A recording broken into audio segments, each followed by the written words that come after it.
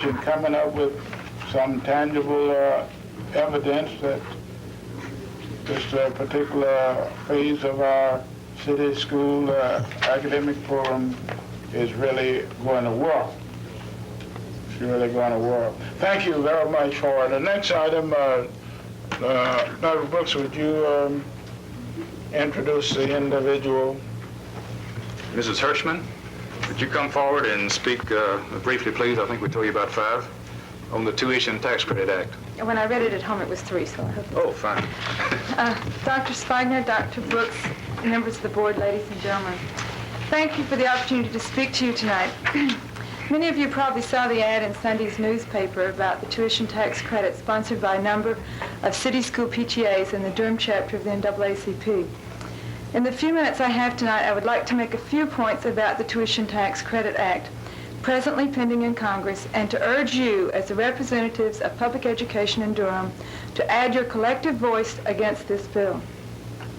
As you are probably already aware, the tuition tax credit bill would allow the parents of each child in college or in private, secondary, and elementary schools to receive a tax credit of up to $500 per child per year for the children's tuition cost. In physical terms, this is the exact equivalent of Congress appropriating money to private schools, but it will go to the parents, not to the schools. The impact of this bill, if it becomes law on public education, will be unfortunate for several reasons. It will undoubtedly weaken the federal government's interest in and/or ability to pay for public education. The cost to the federal treasury of the Tuition Tax Credit Act will be about $2.4 billion, almost half of the present $5 billion that the federal government now spends on public education. We have almost reached the limits of local taxation for schools. The federal government must be the source of future funding to improve the schools. But if the Tuition Tax Credit Act is passed, little in the way of future federal aid to schools is likely. Not only would public schools lose federal funds, but local and state support as well. If I understand the tax credit correctly, it is given to encourage people to do something. If a tax credit to insulate your house is given, that's meant to encourage you to insulate your house. If the tuition tax credit works to encourage you to send your child to private schools, then fewer and fewer families would support bond issues and state tax appropriations for public schools. Thus, public schools would lose not only a disproportionate share of federal funds, but also their base for support at the local and state level. The effects of the tuition tax credit bill will be markedly regressive. The bill is touted to provide relief for middle-income Americans. Politely put, this is nonsense. Of the total of the $2.4 billion in credits given, $500 million would go to the top 10% of income earners in the United States. Over a quarter of the credits would go to those with incomes above $30,000, and over a half, or 59%, to people who make more than $25,000. People with incomes at these levels do not need to receive federal aid to send their children to private schools. This bill will severely weaken the role of public schools in this country as the one institution where children of diverse social backgrounds come together for 12 or 13 years. Presently, over 90% of the nation's children attend public schools. For many, this is the one of the few opportunities to meet and interact with children from different ethnic, economic, and social origins. We would hope that this interaction would lead to a more integrated and tolerant society for future generations.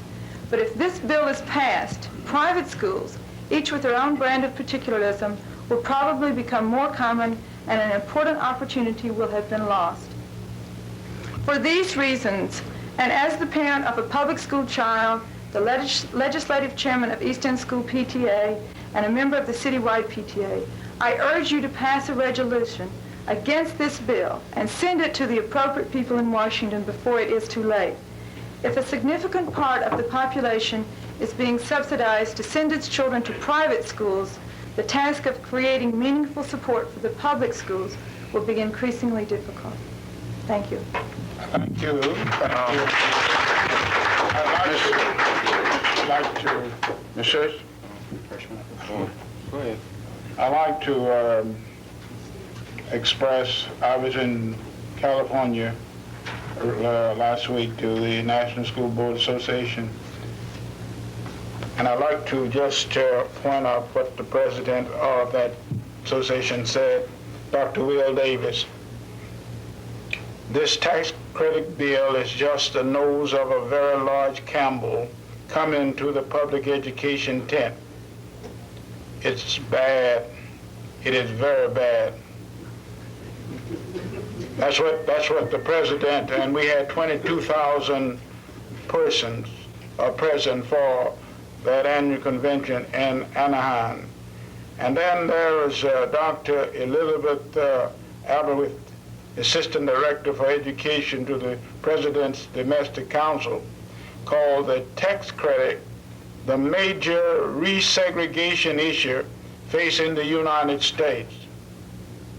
And she said further, it will benefit those who need it less and least, and will not mean low-income families conditions at all. If the bill approved, it would result in cuts in other programs that are so vital. And then I think that Attorney General Bell said tax credit is unconstitutional under 2 United States Supreme Court decisions. 17% of the nation's elementary school, secondary school children are in private schools, and he concludes that the credit would primarily benefit parents of children attending sectarian and non-public schools. So I think that to a certain extent, the association and the National Association of School Board support your contention, and I think that it's well said. Mr. Chairman, I would find it difficult to support a resolution that would oppose the tax credit from one end to the other, having 3 children in college right now and being one of the persons that was probably referred to there. There are plenty of tax advantages, grants, opportunities for low and low-middle income people today, and I certainly don't see anything wrong with the possibility of a tax credit for those persons who have children in higher education. I agree wholeheartedly that to make this tax credit available from K through is going too far with it. But I certainly don't agree that a tax credit would not be in order for those people that have children in higher education situations. All right, thank you. Any other comments on this? I would. Yes, ma'am. May I speak or am I? Come. Briefly, the time. I would just like to reply to his President. All right, would you Come forward, please, come up? and tell us who you are. Yes, I'm Elba Brown. I'm treasurer of East End School PTA. Please meet you. President Carter has alternative legislation in the workings to provide aid for people with children in college. This proposal and these bills, as they are written, must be stopped because they do not apply to just children in college. They apply to secondary and primary schools as well. You're saying the same thing I said, lady. Sir, then why are you opposed to a resolution to stop these bills? Tell them to amend the bill and drop out to more education. Mr. I'm Chairman, afraid it's a little late let's for get that. the lady. Yes, ma'am, speak. I was just Well, I going to agree with what she's saying. I agree with the first speaker. But the problem is, if you've been following this bill, it has been speeded through Congress. It is going to be passed very quickly unless we get opposition voiced to it very quickly. And that's why it's important that we get resolutions from bodies like this to stop those bills. Mr. Chairman, Yes, sir. the motion and all. Yes. I'd like to move that we submit a resolution in opposition to the Tuition Tax Credit Act, and we submit it to the appropriate congressional group, whatever. Get a second? It has been moved and properly seconded. That we really state our opposition to this. Right, that's Yes. that's a resolution. And by the way, you have to get it in, the hearing is tomorrow. And that a copy of this resolution be sent to Mrs. Hirschman. Yes.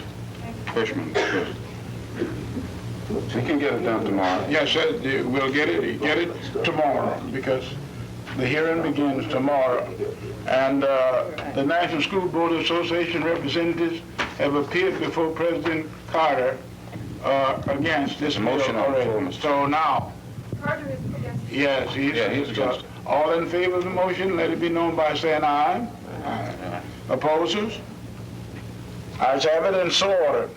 Thank you, Ms. Hirschman, for your presentation. Appointment of auditors for